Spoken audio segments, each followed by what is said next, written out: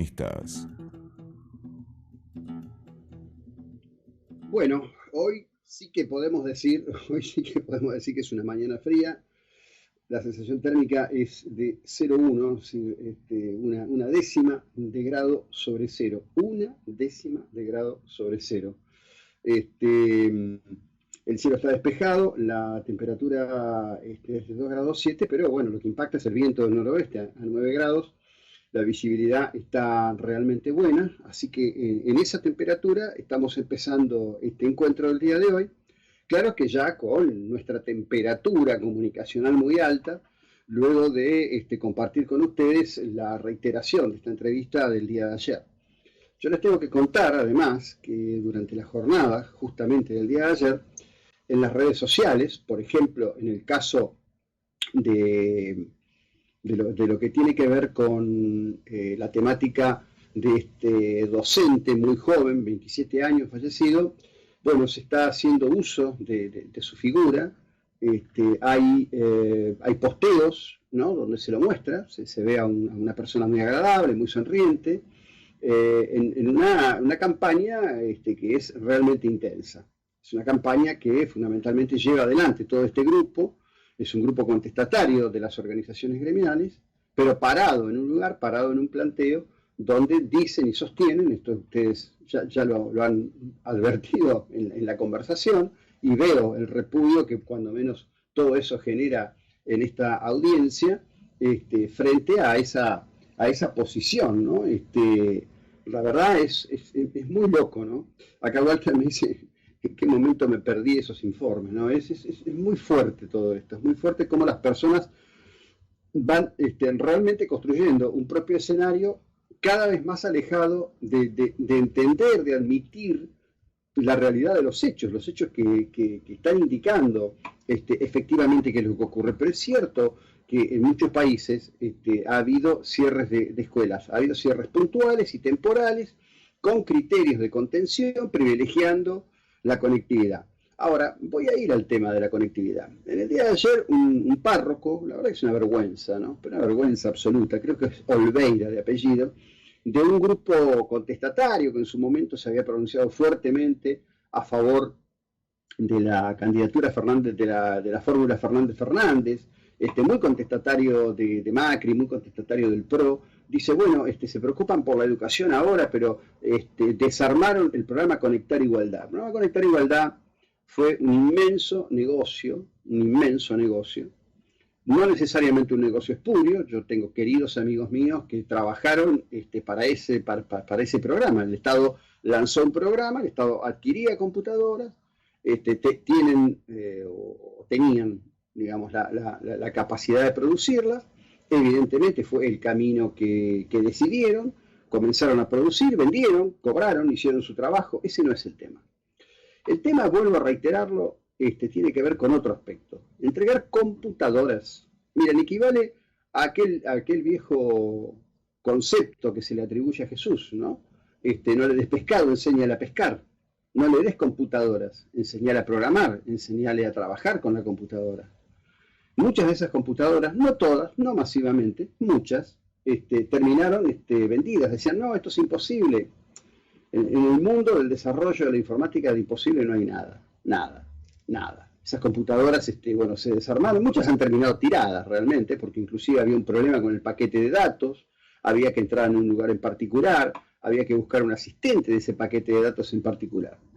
La verdad que hacer un tema de entregué computadoras sí, entregué computadoras no, y por eso me interesa la educación o no me interesa la educación, me parece que es baladí. Pero bueno, el párroco Olveira, que entre otras cosas debería estar dispensado de su condición de párroco, ¿no? Tipo que es militante político, que tiene estos delirios de los poderes concentrados y los mandatos internacionales, tema del cual habla ayer Zanini, ¿no? Zanini dice, no, yo en realidad por haberme metido preso no los puedo perdonar. ¿Por qué no los puedo perdonar? Y no los puedo perdonar porque ellos no se arrepienten de haberme metido preso. ¡Wow! Mirá vos.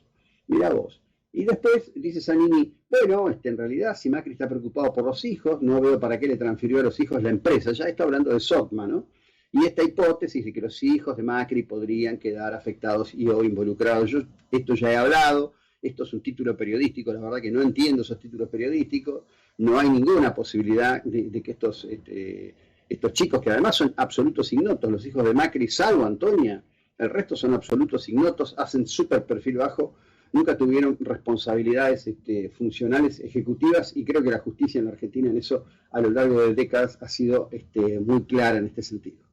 Pero vamos a ir ahora a dos cuestiones. Bueno, primera cuestión, gira del presidente. El presidente va a Portugal, habla allí, se coloca en el centro del mundo, dice estoy muy preocupado por lo que pasa en el mundo, esto debe cambiar, propone cambiar, vuelve a proponer algo que existe desde 1947, cuando se hicieron los llamados acuerdos de Bretton Woods, que crearon dos instituciones centrales todavía hoy en el desarrollo de la articulación económica de los países, el Fondo Monetario Internacional y el Banco Mundial.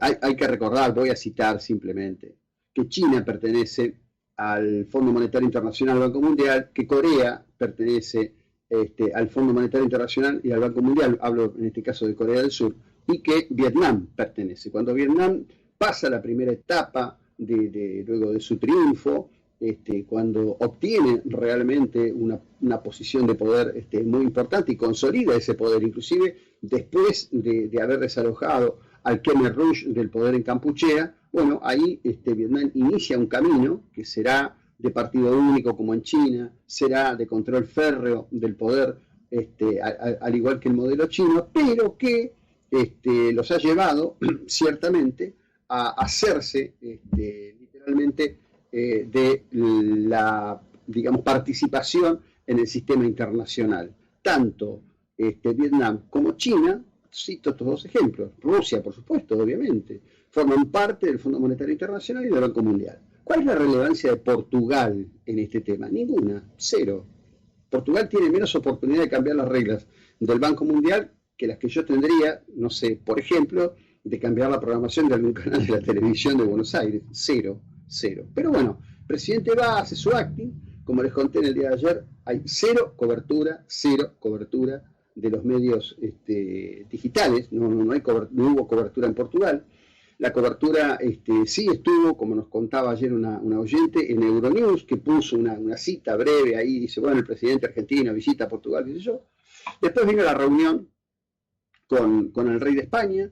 Ustedes verán que son solo fotos. Acá hay un detalle muy interesante y muy denso políticamente hablando. Hay solo fotos del rey con Alberto Fernández, hay solo fotos de Pedro Sánchez, premier español, con Alberto Fernández. No está Fabiola, no está la reina, no está la esposa de Sánchez. ¿Por qué? Bueno, porque el protocolo indica que no hay lugar para las concubinas. Yo debo decir que a mí me parece antiguo, que me parece muy fuerte, pero esto funcionó así. Esto funciona así. Los protocolos que marcan estas instituciones europeas lo plantean de ese modo.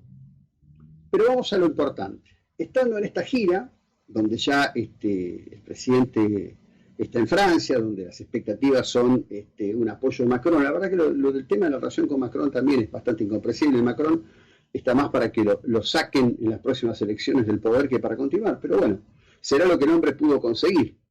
Merkel dijo no, la verdad que no. Dice, mire, no venga, esto es un quilombo, acá estamos con esto del hay un temita y una pandemia, no venga, mejor hablamos por videoconferencia.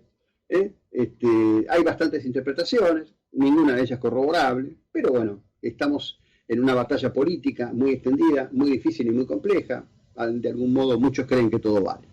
Pero ¿qué es lo que realmente va a destacar de esta gira del presidente? Las palabras del canciller Felipe Solá. ¿Qué dice Solá?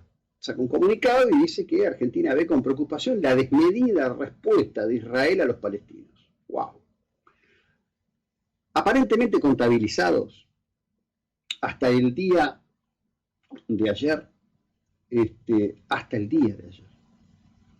jamás había lanzado 1000 cohetes con el propósito de impactar con objetivo de destrucción tanto Tel Aviv como localidades al norte del Estado de Israel, colindantes con la frontera de los territorios.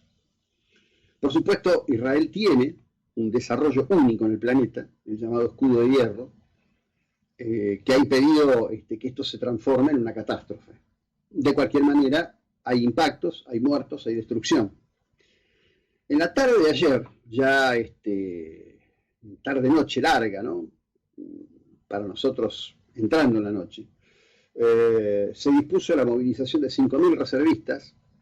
Eran muchos los videos que mostraban las tropas circulando hacia la frontera con los tanques. Israel ha contestado, afirma que ha destruido un edificio donde funcionaba el centro, el núcleo de la inteligencia de Hamas.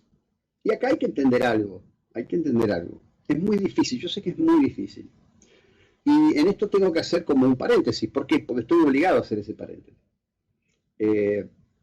Soy descendiente por vía paterna de libaneses, cristianos, que vinieron a la Argentina, vinieron a este país, buscando escapar de la ferocidad del bey turco en los años en que ya había empezado la masacre del pueblo armenio. En aquel momento, las condiciones en las que las minorías religiosas podían tímidamente expresarse bajo el dominio turco, implicaban que en muchos casos los hijos eran llevados en leva obligatoria a formar parte de las tropas del ejército turco. Por supuesto que en ese ejército la pasaban muy mal y además eran carne de cañón. Siempre eran colocados en los puntos más complejos, eran la primera avanzada. El mundo ha tenido corsi y ricorsi, los cristianos no han destacado precisamente por su amabilidad. Las matanzas de los cristianos a terceros, y entre ellos en las famosas guerras de religión de Europa, que duraron casi 5 siglos, son parte de la cruel historia con que la humanidad construyó su historia. Pero verdaderamente la defensa irrestricta del derecho a la existencia del Estado de Israel es un tema en el cual una nación democrática, una república de pares como aspiramos a ser, no puede eludir bajo ningún punto de vista.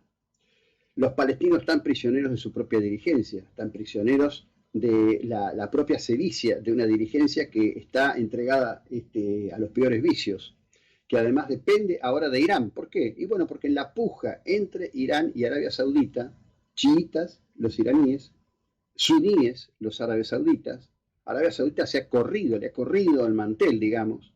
Los iraníes han ocupado realmente el espacio, son los que financian, son los que ponen la tecnología, y no es ajeno a esto Rusia, por supuesto, en el tablero de su juego de poder. ¿Tiene Rusia una mala o buena relación con Israel? No, tiene una relación con Israel, y tiene una relación de intención de negocios. Y también muchos de los israelíes de hoy son rusos de confesión judía que, como tantos otros de otras tantas naciones y sociedades, fueron allí para integrarse al Estado hebreo. La verdad que el comunicado de ayer es vergonzoso, es un comunicado setentista, es un comunicado que ignora la realidad, y más la ignora todavía cuando Argentina ha padecido dos atentados crueles, ninguno de los cuales ha sido esclarecido. Y voy a repetirme en algo. El atentado contra la Embajada de Israel fue contra la Embajada de Israel en la Argentina, y si bien es territorio israelí, en este caso la Embajada de Israel, por redundante que parezca, ¿no? Lo concreto es que el atentado fue en nuestro país. Y los atentados no discriminan. La bomba cuando explota no pregunta, dice, señor, ¿usted es católico, judío? ¿No cree en nada? ¿Es agnóstico, caballero? No, te mata. Sencillamente te mata, te destruye. Hay cientos de vidas destruidas en Argentina, sin respuesta.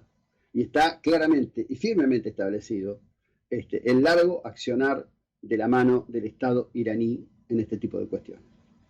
Dicho esto, cito 3 cuestiones de Mar del Plata. La ciudad sigue en zona 3, así lo ratificó ayer quien se siente apoderado de la vida de los bonaerenses, Carlos Bianco, que también tuvo unas palabras espantosas para Mauricio Macri, diciendo, bueno, expone sus privilegios públicamente de manera irritante, ¿no? Algo parecido dijo Santiago Cafiero, que además tiene un pequeño error, Santiago, ¿no? Santiago dice que no es cierto que los montoneros mataron al padre Mujica, que no sabe de dónde sacó Bullrich eso.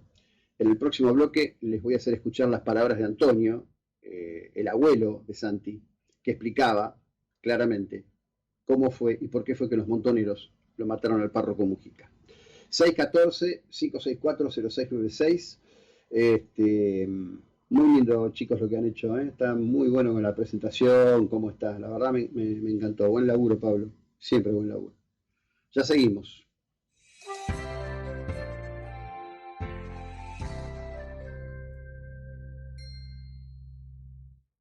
Brindar salud es pensar en los demás. Brindar salud es cuidarnos. Brindar salud es acompañarnos siempre. Brindar salud es disfrutar de la vida.